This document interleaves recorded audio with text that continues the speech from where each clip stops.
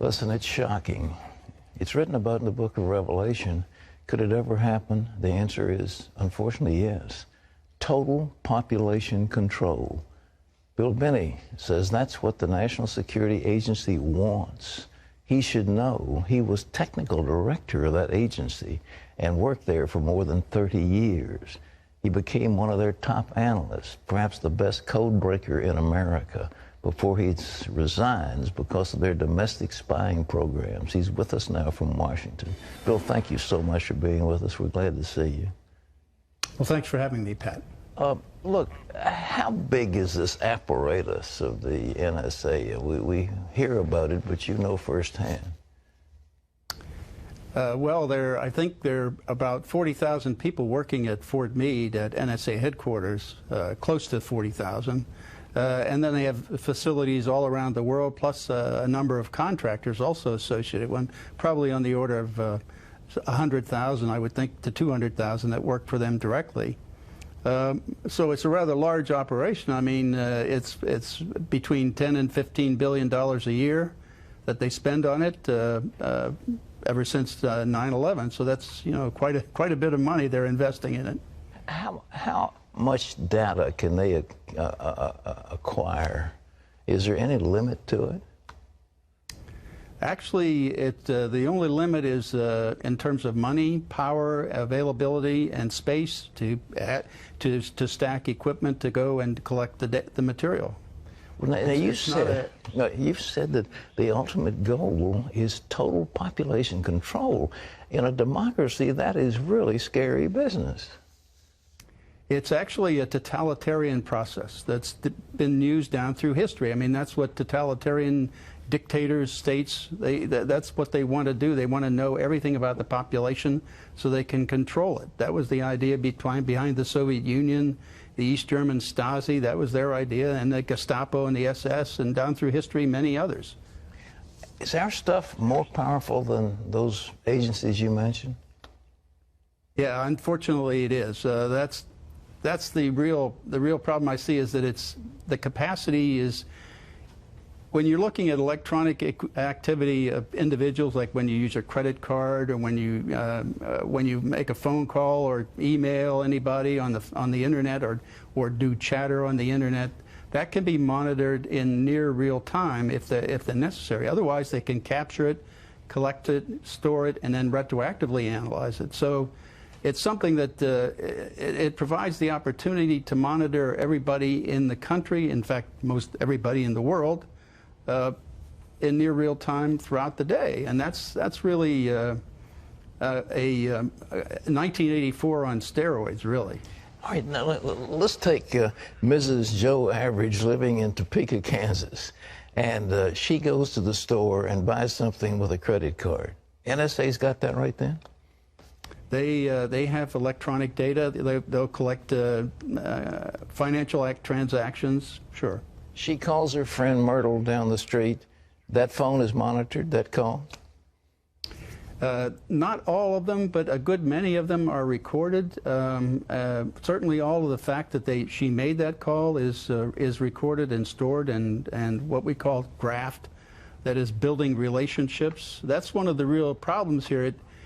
This is a violation of your First Amendment rights. Under the Constitution, you have the right to assemble, free assembly, which means that it doesn't say you have the right to free assembly as long as the government knows about it, which is what's happening when the telecommunications companies turn over all their records of phone calls to and from with duration. That tells them everybody you're contacting, your whole social network on the phone, because it's a simple matter of doing a reverse lookup to see who that is that you're calling. Oh, you quit the agency because you said what they were doing is unconstitutional. That is clearly unconstitutional, but why does the government keep on doing it? That's the reason I've been able to, at least from what I can see in the public domain, is they're doing it for law enforcement worldwide. And actually the main users of this data are in fact FBI and the Drug Enforcement Administration and other law enforcement agencies in the country. And they use this data to find criminal activity, and then they go arrest people based on this information. Then they have to do a parallel construction, which means they use normal policing techniques that they would be expected to use to find evidence that would justify and show probable cause for an arrest. Then they substitute that for the NSA data in the courts. In fact, that's one of the things that happened in challenging that process. Was one of the lawsuits was Amnesty International versus Clapper, and that made it to the Supreme Court. And the only way they got rid of that was to basically lie to the Supreme Court and say that, well, if anybody had any of this data used against them in the court of law or anything, that the defendants would be told. And that was simply a lie. Nobody has been told to date. All right. When I think of this, it's just horrible. But do they give this information to the IRS? That's the other problem. The Drug Enforcement Administration has a special unit, the Special Operations Division, the SOD, and that division is supposed to, its primary purpose is to look into the NSA data to find criminality and criminal activity.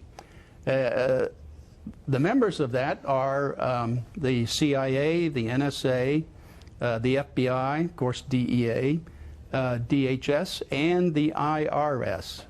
Now that means that the IRS has actually has access to all the data of the social networks of everybody in the country, because NSA builds those in the databases that they have from the billing data or the contact data that's provided by the telecommunications companies.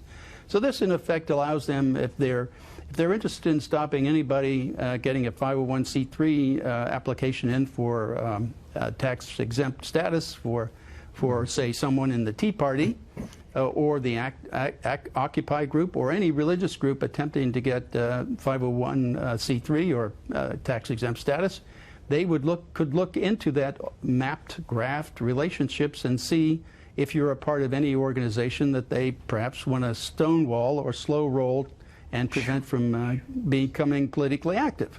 And that's what's been going on. They've had access to this data. And one person was testifying in the House and Judiciary Committee, I believe it was, about some of the questions they were being asked by the IRS. And one of the questions that was asked that gave me the idea that they were using this information was this one person was asked, what is their relationship with another person? It was a specific name.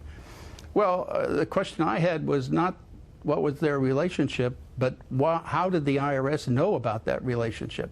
The only way I could think of that they would know was be through this access to the data in NSA, which is where all that information is mapped out. So what you're saying is the NSA slips this stuff to them, they read it, get a clue, and then they go through their normal procedures and act like they didn't get the information, they got it from another source, so they pull the wool over Congress. You know, the congressman... Yes, go ahead. And they also use that in court, which means, in my sense, that means they're perjuring themselves in court. So I call that a planned program perjury policy run by the Department of Justice of the United States. You know, I'm horrified at all this, and I'm sure the average of America, you know, most of the congressmen they come out of neighborhoods and they're elected by the people. Do you think Congress has even a clue as to what you're talking about? Probably not a complete clue, but I think that that's part of the reason that Representatives Amos and Conyers got a coalition of members of the House to try to unfund NSA's activity last year. They almost made it by about 12 votes. They lost 12 by 12 votes, but they came pretty close for a first try. So there is a move in Congress to limit and stop this, and it really is all of this activity. It's unconstitutional under the First, Fourth, and Fifth Amendments. The first, because they're giving your associations and everything. The government is collecting that data. The fourth, because they're looking at the content. It's not just metadata that they're collecting; it's content also. And the fifth, because they're using data that the content of data that you pass between your friends and neighbors, and use that against you in a court of law. That's a violation of the Fifth Amendment. That is to have you can claim the Fifth Amendment not to testify against yourself. Well, that's a violation of that too. How come some little guy didn't come after you in the middle of the night, or have they? They have, actually. They sent the FBI at me in 2007 and tried to intimidate me to stay quiet. What about Snowden? Is he a traitor or a hero?